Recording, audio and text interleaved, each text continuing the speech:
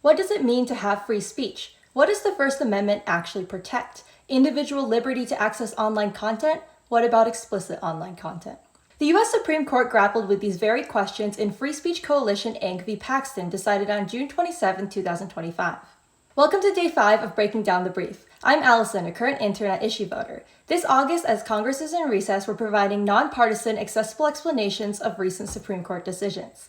In the next 3 minutes, let's break down this case. In 2023, Texas enacted HB 1181, mandating age verification of users accessing explicit online content.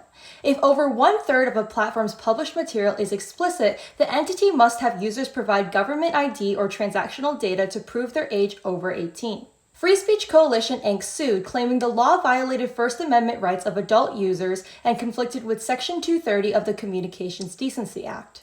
The First Amendment of the U.S. Constitution states that Congress shall make no law abridging the freedom of speech.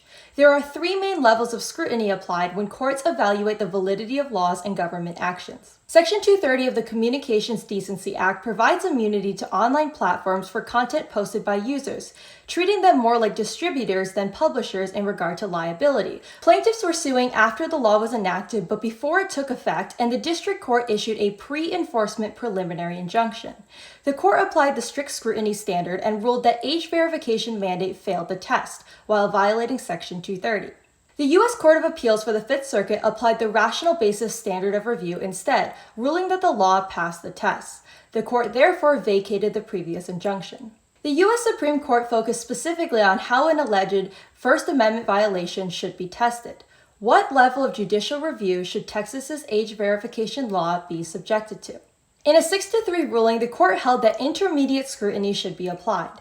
The Texas law survives this test and is constitutional under the First Amendment Free Speech Clause. The court argued that the law only imposes an incidental burden on adult users' protected speech while serving the state's important interest in shielding minors from the harm of explicit online content.